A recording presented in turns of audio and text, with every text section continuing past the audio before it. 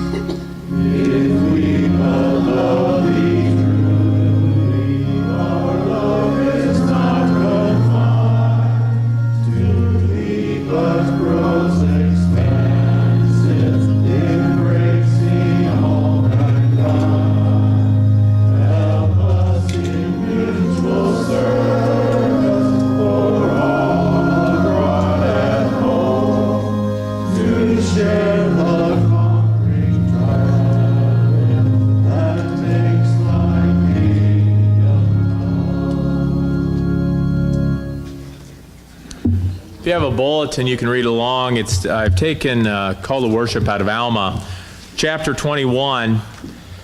It's a great story. If you've never read this story in the 21st chapter of Alma, I would recommend reading the entire thing. But this portion of it is representative of maybe of our Independence Day and why we're gathered also.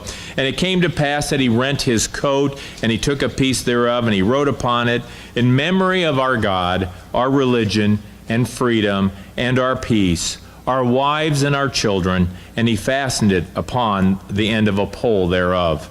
And he fastened on his headplate, and his breastplate, and his shield, and girded on his armor about his loins. And he took the pole, which had on the end thereof his rent coat, and he called it the title of liberty.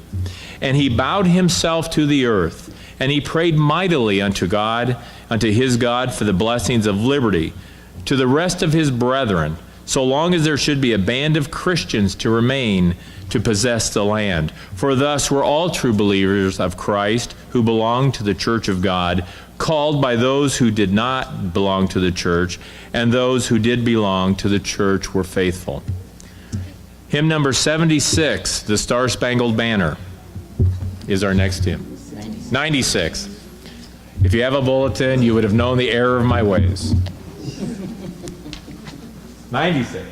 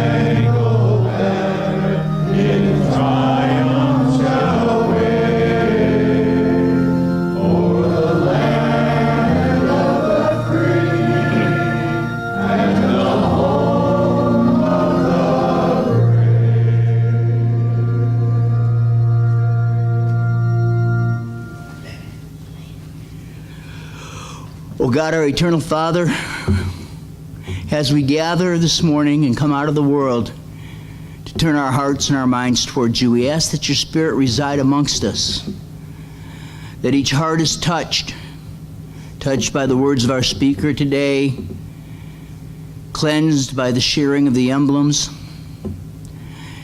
by being focused upon you, Lord, and upon your Son. We know there is much that would distract us, and we ask that you give us the strength and the patience to put those things aside and focus fully upon you, to bring a contrite heart before your altar today, that we might truly become active as your church in the world, that light up on a hill. And all this we ask in the name of thy Son, even Jesus Christ, our Savior and Lord. Amen.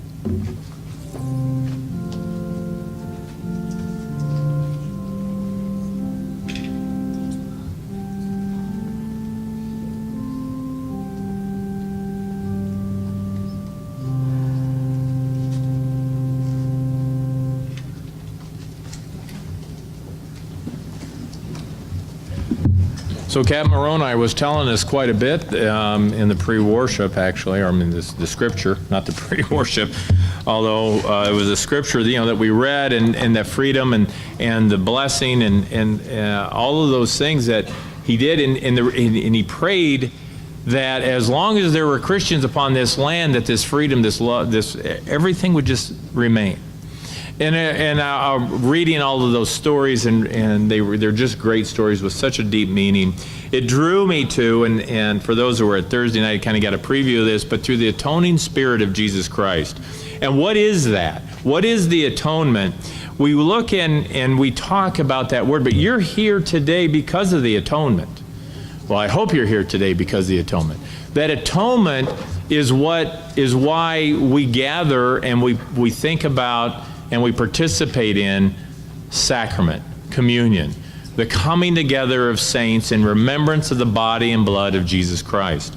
And in starting, I want to read just some scriptures to get us thinking in that right spot. And we have to do that. And the reason we do this is because every one of you in your life, you've probably had something happen or is happening.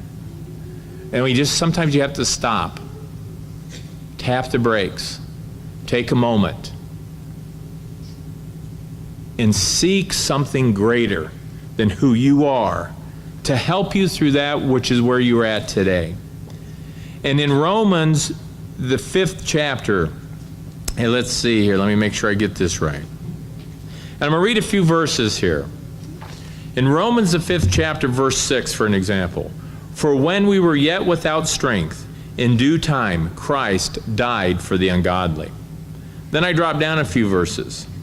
But God commandeth his love toward us. God commandeth his love toward us in that while we were yet sinners, Christ died for us. Much more then, being now justified by his blood, we shall be saved from wrath through him. For if, when we were enemies, we were reconciled to God by the death of his Son, much more being reconciled, we shall be saved by his life. And not only so, but we also joy in God through our Lord Jesus Christ. Here it comes. By whom we have now received the atonement. If you're not for sure, and if you've heard any messages ever, at some point in the church or in any church, they've talked about the atonement, the atoning blood of Jesus Christ. And the Hebrew word atone means literally to cover, right? It means just to cover, like you would a dish, a pot, or something like that, but to cover. And what we find when we read Scripture, and the Book of Mormon does an outstanding job of helping us to see the clarity of the depth of that, is that Christ's death literally covered our sins. And generally when you cover something, you can't see it. And think about how deep that means. So Christ's death covered your sin, covered my sin, so that the Lord would not be able to see it, that we would have the opportunity to repent. And in Mosiah, the 2nd chapter, verses 10 and 11, Same thing is told to us. Oh, hang on. See, I thought I was going to whip these things. So Mosiah, the 2nd chapter, verses 10 and 11, it tells us, and also the atonement, which has been prepared from the foundation of the world. From the very beginning, the atonement was planned, because the Lord knows who we are, that thereby salvation might come to him, which is you and me, by the way, that should put his trust in the Lord, and he should be diligent in keeping his commandments, and continue in the faith, even unto the end of his life, and I mean the life of the mortal body. I say that this is the man which receiveth salvation through the atonement which was prepared from the foundation of the world for all mankind, whichever was ever since the fall of Adam, or which is, or whichever shall be, even unto the end of the world. So it gives you an idea how long the atonement lasts. Pretty long time. So you're covered. That's your insurance policy. You're covered, and you didn't have to make a single payment, no matter what happens.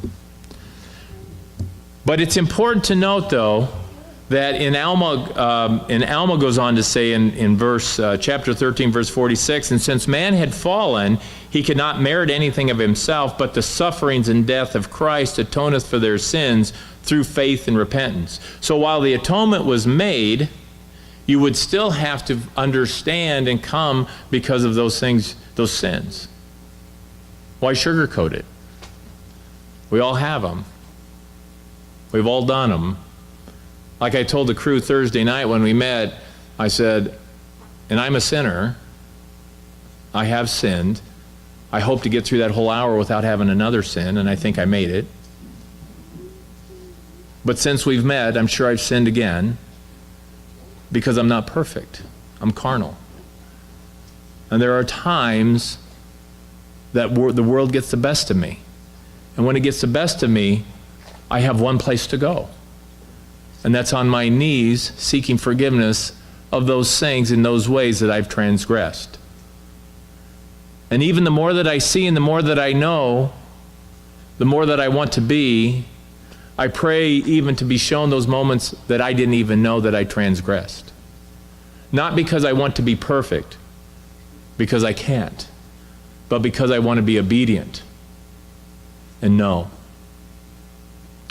Alma 16:2-16, this being the intent of the last sacrifice, to bring about the bowels of mercy, which overpowereth justice, and bringeth about means unto men that they may have faith unto repentance. And I lean on mercy every day. And I pray that I would always have mercy upon those that are around me, to be able to see and to understand. In verse 2:17, and thus mercy can satisfy the demands of justice, and encircles them in the arms of safety, while he that exercises no faith unto repentance is exposed to the whole law and the demands of justice. Therefore only him that has faith unto repentance is brought about the great and eternal plan of redemption. What a blessing there. Because of because of the faith I have unto repentance, I'm protected, I'm covered. Not exempt, by the way. Not exempt. I still have to exercise and to ask for that forgiveness and to look to have faith in those things that will come in front of me in the next minutes, hours, days, weeks, months, no matter whatever that might be, to challenge my faith, to put to test my Christian beliefs, even to the point I might have to make decisions that would be uncomfortable for me. The atonement is absolutely necessary. And as we gather this morning, that's what we're recognizing, is the power of the atonement when you come in remembrance. 2 Nephi, the 6th chapter, verses 10 through 16. And when we get there, we see that and this is how you begin to understand humility.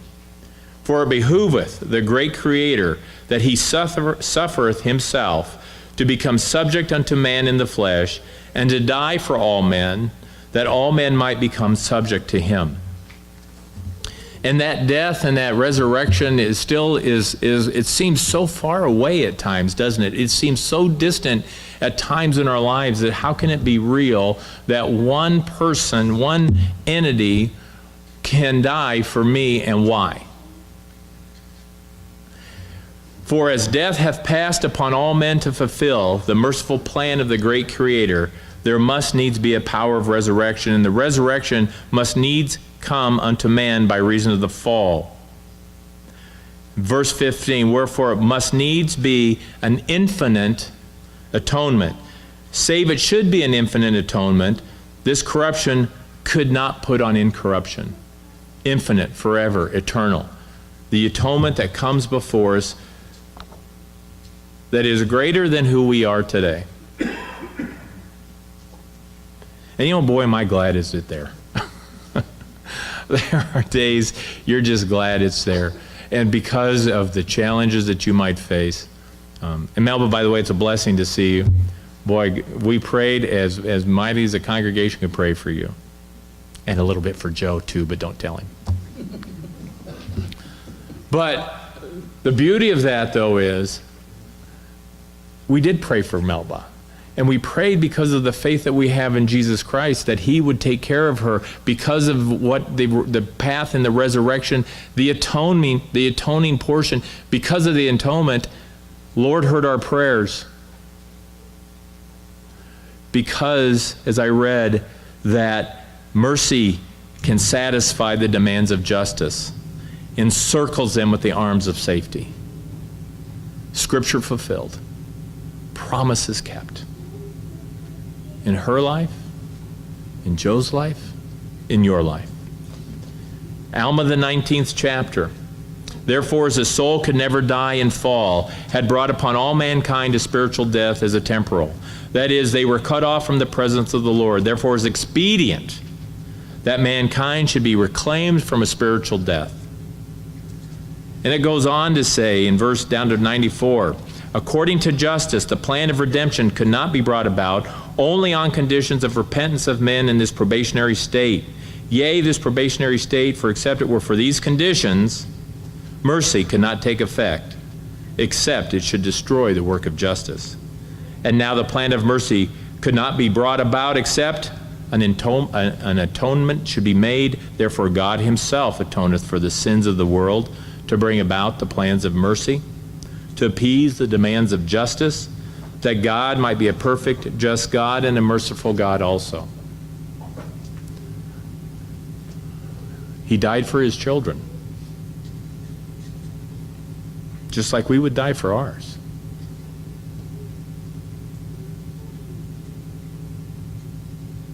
You have to reflect on that for a moment. He died for his children, just as we would die for ours, in the same situation. Still within the 19th chapter of Alma, but God ceaseth not to be God, and mercy claimeth the penitent, and mercy cometh because of the atonement. And the atonement bringeth to pass the resurrection of the dead, and the resurrection of the dead bringeth men back into the presence of God. What a wonderful blessing that is. The path is there. You didn't even have to work for it. You have to work to maintain it, but the path was already laid. So as we enter in the presence, which as you entered in today, you entered into a large room with chairs, books. But by your presence today, you turn it into a sanctuary because of the spirit that you bring, recognizing Jesus Christ, the atonement that was made for you, and the reason that you have gathered this day, to partake of the body and the blood of Jesus Christ in remembrance of that death that was made. Wherever you gather with that purpose in mind becomes a place that God will dwell, that the Holy Spirit will manifest itself in ways which we even don't even know, nor have we probably ever seen. But by having the faith that that happens, this moment, this time, is precious in the eyes of the Lord. You ready, Mark? We're going to sing hymn 210 while the preparation is made of the sacrament.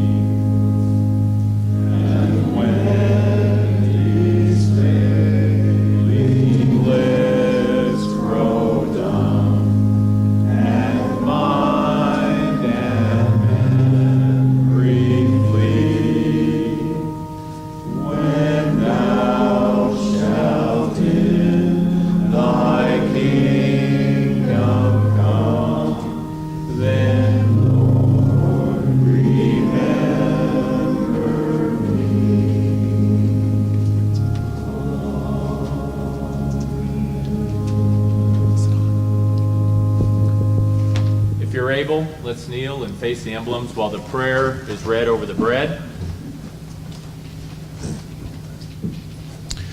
O God, the eternal Father, we ask thee in the name of thy Son, Jesus Christ, to bless and sanctify this bread to the souls of all those who partake of it, that they may eat in remembrance of the body of thy Son, and witness unto thee, O God, the eternal Father, that they are willing to take upon them the name of thy Son, and always remember him and keep his commandments which he has given them, that they may always have his Spirit to be with them. Amen.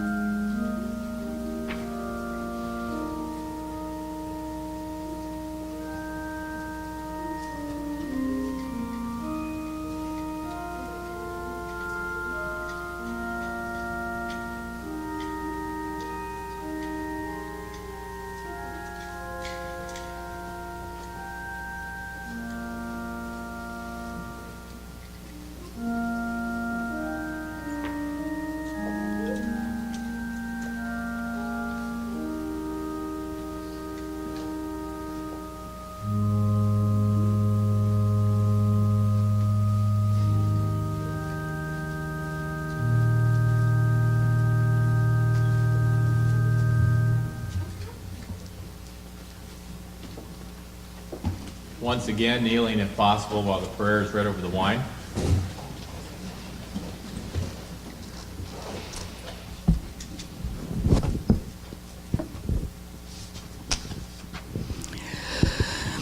O God, the eternal Father, we ask thee in the name of thy Son, Jesus Christ, to bless and sanctify this wine to the souls of all those who drink of it, that they may do it in the remembrance of the blood of thy Son, which was shed for them, that they may witness unto thee, O God, the eternal Father, that they do always remember him, that they may have his Spirit to be with them.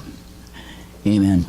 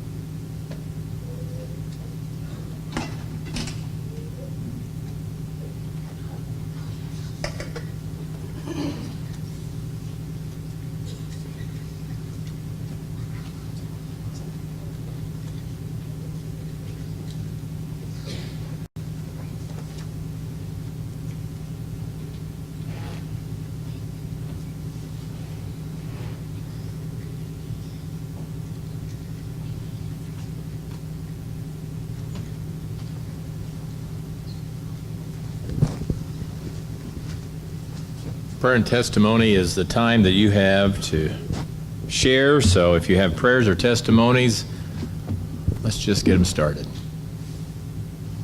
Blessing to gather every day. We have the opportunity in Jesus' name. We have a lot of people to pray for every day. Got a lot of work to do. You know, this is the place you come for strength, place you come for maybe just a moment of peace in your busy lives. But we're going to sing now hymn number 98, Battle Hymn of the Republic.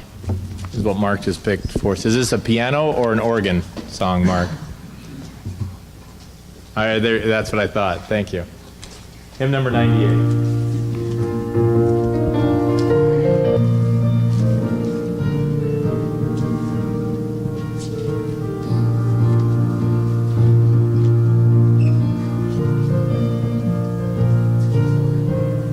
Stand, please.